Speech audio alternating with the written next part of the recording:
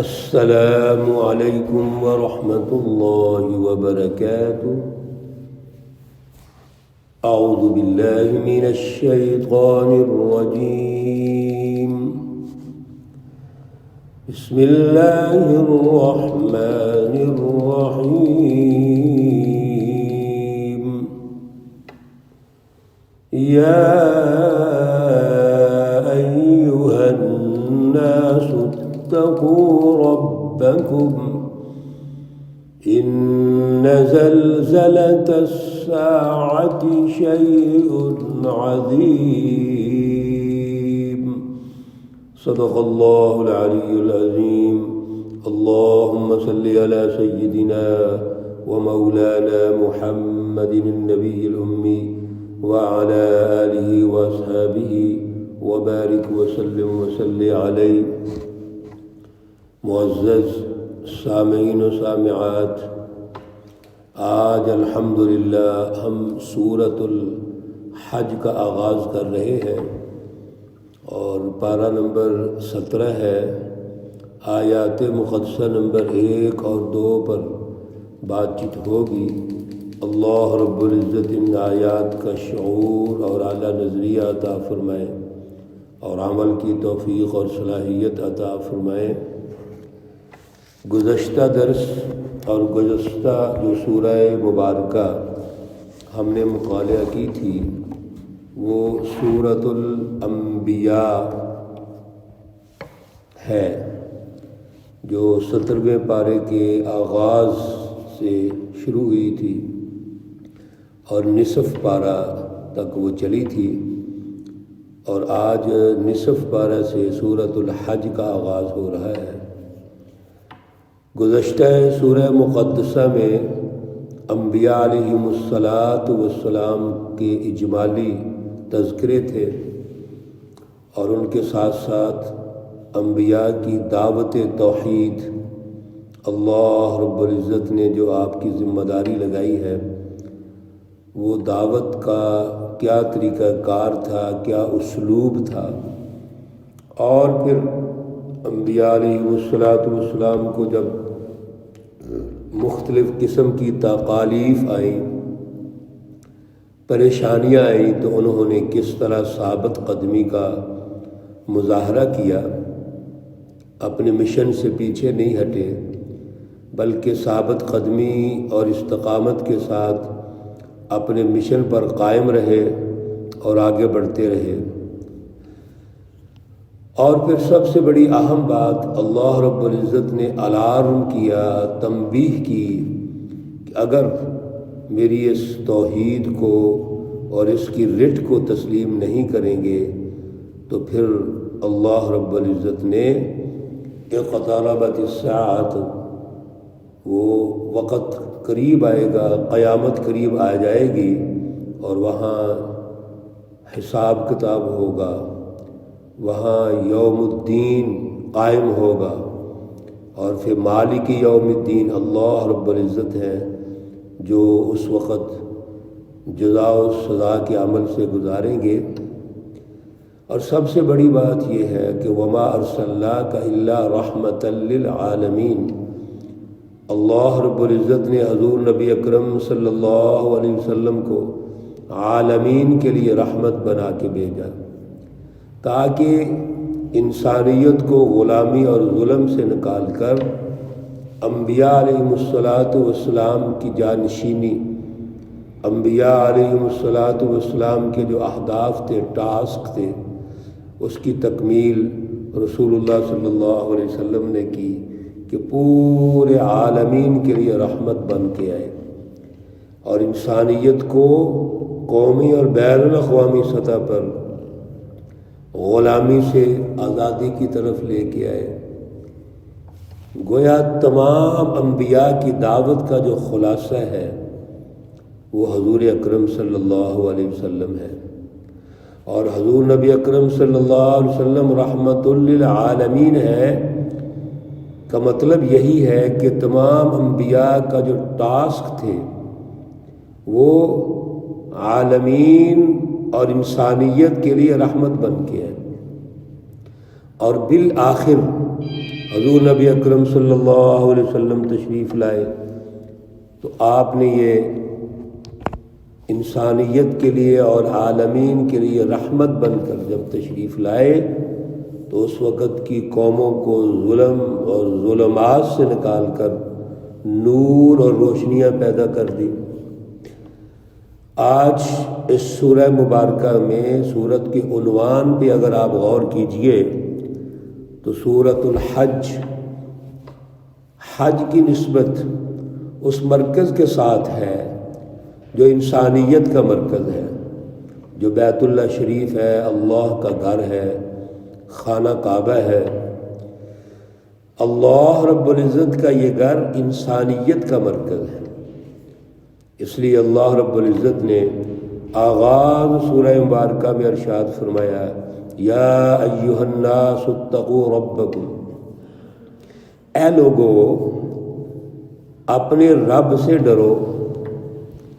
سورۃ الحج یہ مدنی صورت ہے، اس میں 78 آیات اور 10 رکوع ہے، اور مدینۃ المنورہ میں حضور نبی اکرم صلی اللہ علیہ وسلم ریاست مدینہ تشکیل دینے کے بعد اب اس ریاست کے ذریعے آگے دین کی اشاعت کر رہے ہیں۔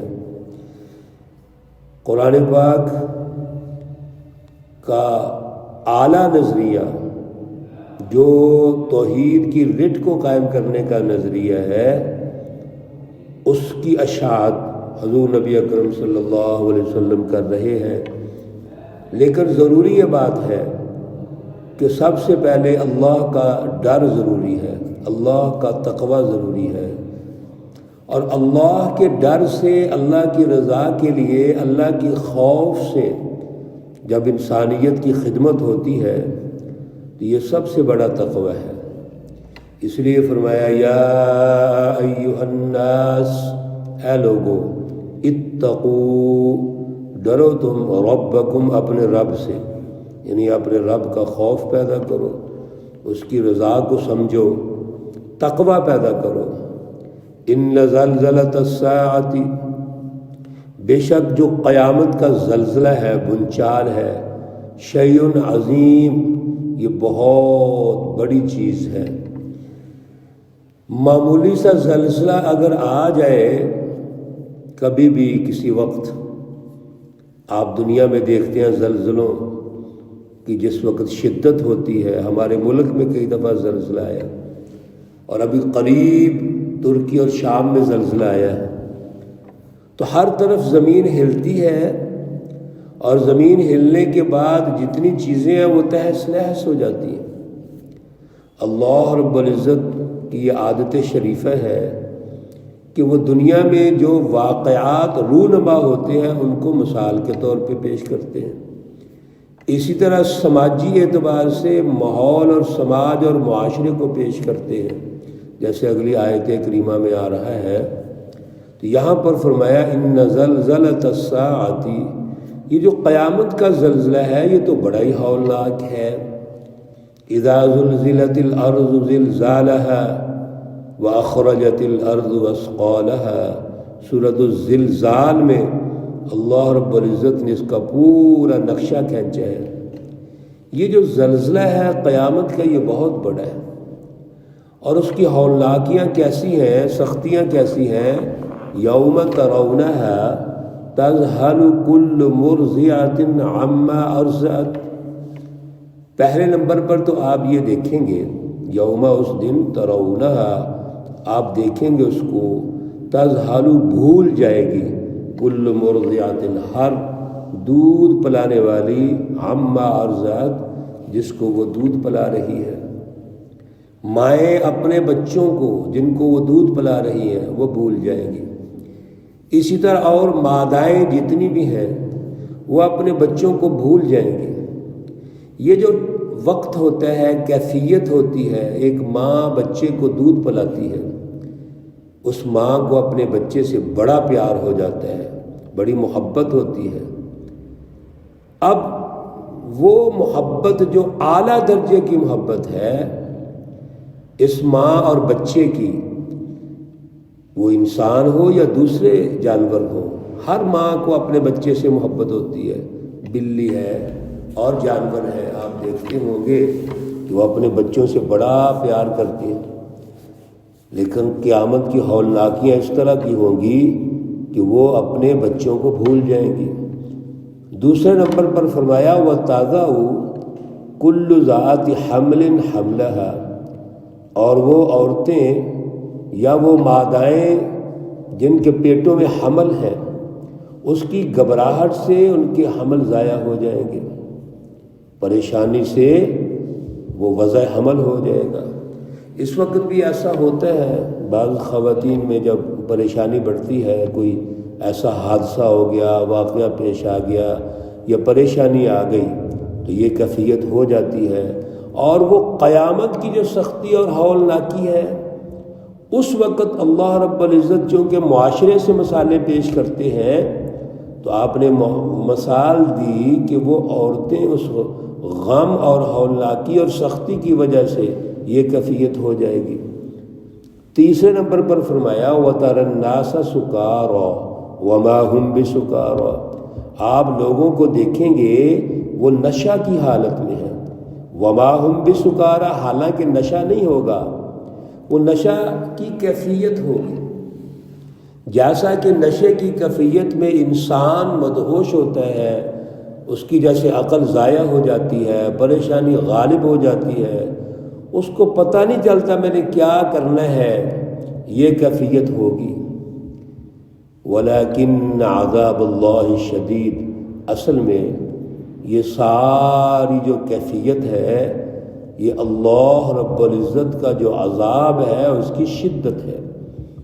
یہ قیامت کی ہولناکی، قیامت کی سختیاں اور اللہ رب العزت کی بالادستی، اصل میں اللہ رب العزت رہنمائی ہمیں یہ دے رہے ہیں کہ دنیا میں بھی اللہ کی رہنمائی کو تسلیم کرو، اللہ کی بالادستی کو تسلیم کرو، اللہ کی رٹ کو مان لو، اور اگر دنیا میں آپ اللہ کی رٹ کو نہیں مانتے، اللہ سے شرک کرتے ہو، کفر کرتے ہو، نفاق کرتے ہو، اللہ رب العزت کی جو آیات ہیں ان کو جھٹلاتے ہو، اللہ کے نبیوں کو جھٹلاتے ہو، سچی جماعتوں کو جھٹلاتے ہو، تو یاد رکھو وہ وقت ضرور آئے گا جب اللہ رب العزت جزا و سزا کے عمل سے گزاریں گے۔ اللہ رب العزت ہمیں ان آیات کو سمجھنے کی اور ان پر عمل کرنے کی توفیق عطا فرمائے۔ انشاءاللہ العزیز ہر درس کے آخر میں 1-2 منٹ کے لیے انبیاء علیہم السلام کی وہ دعائیں جو اللہ نے ان کو سکھائیں اور انہوں نے مانگیں اور پھر اللہ نے قبول فرمائیں، وہ انشاءاللہ ہم ذکر کریں گے۔ 2-3 روز تک ایک دعا کو یاد کیا کریں گے۔ آج حضرت آدم اور حوا علیہم السلام کی دعا، یہ ہمارے والدین ہیں، بزرگ ہیں، آباء و اجداد ہیں۔ حضرت آدم علیہ السلام اللہ کے نبی ہیں، اور جس وقت جنت میں ان سے لغزش ہو گئی، غلطی ہو گئی، تو اللہ رب العزت کی بارگاہ میں انہوں نے یہ دعا مانگی، ربنا ظلمنا انفسنا وان لم تغفر لنا وترحمنا لنکونن من الخاسرین۔ ربنا ظلمنا انفسنا، اے ہمارے پروردگار ہم نے اپنی جانوں پر ظلم کیا ہے، وَإِن لَّمْ تَغْفِرْ لَنَا، اگر تو نے ہمیں نہ بخشا، وَتَرْحَمْنَا، اور ہم پہ رحم نہ فرمایا، لَنَكُونَنَّ مِنَ الْخَاسِرِينَ، البتہ ہم گھاٹا پانے والوں میں سے ہو جائیں گے۔ اللہ نے ان کی دعا قبول فرمائی۔ ہمیں بھی یہ دعا نماز میں بالخصوص اور ہر دعا میں اس کو شامل کرنا چاہیے۔ اللہ رب العزت قبول فرمائے۔ اللہ رب العزت تمام مرحومین و مرحومات کو جنت الفردوس میں اعلیٰ مقام عطا فرمائے۔ اللہ رب العزت تمام بیماروں کو شفائے کاملہ عاجلہ مستمرہ عطا فرمائے۔ ربنا تقبل منا إنك أنت السميع العليم وتب علينا إنك أنت التواب الرحيم. وصلى الله تعالى على النبي الأمي محمد وعلى آله وأصحابه أجمعين برحمتك يا أرحم الراحمين. السلام عليكم ورحمة الله وبركاته.